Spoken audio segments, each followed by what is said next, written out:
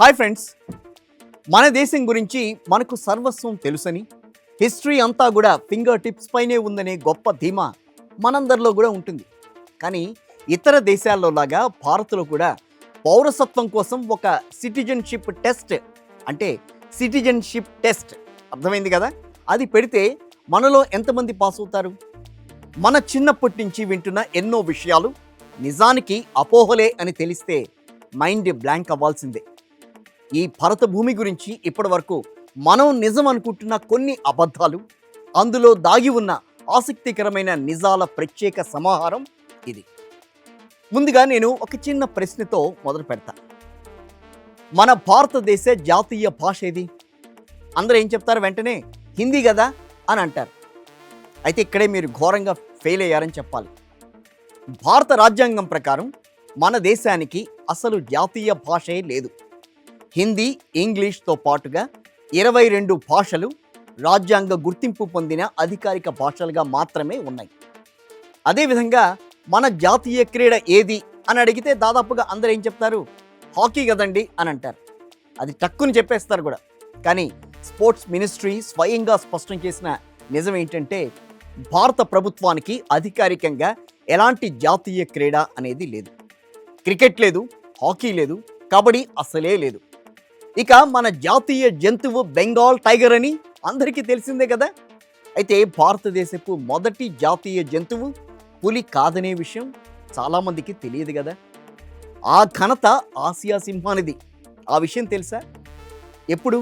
1972 వరకు సింహమే మన జాతీయ జంతువుగా ఉండేది. అయితే సింహాలు కేవలం ఒక రాష్ట్రం, అంటే గుజరాత్లోని గిర్ అడవులకే పరిమితం కావడం వల్ల, పులులు దేశవ్యాప్తంగా విస్తరించి ఉండడం వల్ల 1972లో ప్రభుత్వం బెంగాల్ టైగర్ను జాతీయ జంతువుగా ప్రకటించింది.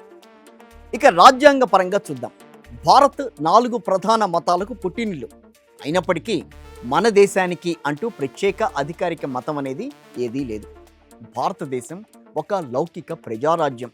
ఇక మన సరిహద్దుల విషయానికి వద్దాం కొంత. భారత్ 7 భూ సరిహద్దులు, 2 సముద్ర సరిహద్దులతో మొత్తం 9 పొరుగు దేశాలతో సరిహద్దుని పంచుకుంటుంది. మీకు తెలుసు కదా ఆయా దేశాలు ఏంటనేవి. మన దేశంతో అత్యంత పొడవైన అంతర్జాతీయ భూ సరిహద్దు పంచుకుంటున్న దేశం పాకిస్తాన్ అనుకుంటే మాత్రం అది పొరపాటు. ఎందుకనంటారా? బంగ్లాదేశ్తో భారత్కు ఏకంగా 4096 కిలోమీటర్ల సుదీర్ఘ సరిహద్దు ఉంది.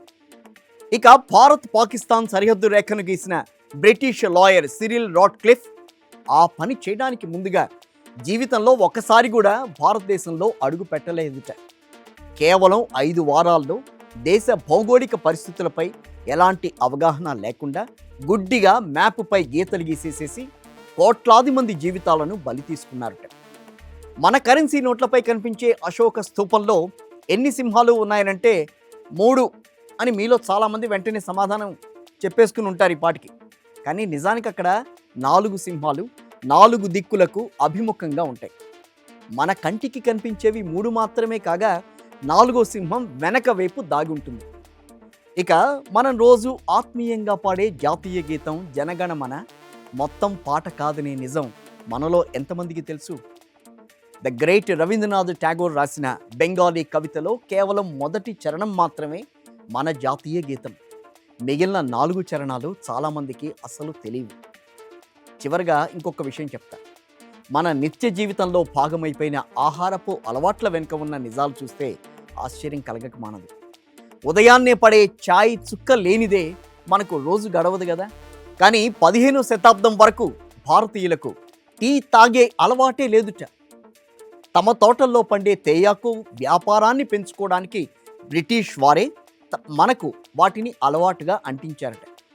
మనం ఎంతో ఇష్టంగా తినే రాజ్మా, ఆలుగడ్డ, టమాటా, పచ్చిమిర్చి కూడా మన ప్రాచీన భారతీయ వంటకాలు మాత్రం కావుటవి. పోర్చుగీసు వ్యాపారులు మన దేశంలోకి అడుగుపెట్టిన తర్వాతే ఇవి మన వంటగదిలోకి వచ్చి చేరాయి. నమ్మకాలకు నిజాలకు నడుమ నిలిచే ఇటువంటి వింతలు, విశేషాల సమాహారమే మన భారతదేశం. ఇటువంటి విషయాలు ఎన్నెన్నో మనకు తెలియాల్సిన అవసరం ఉంది. భారతీయుడా, మేలుకో. నీ భారతావని గురించి పూర్తిగా తెలుసుకుని మసలుకో. జై హింద్.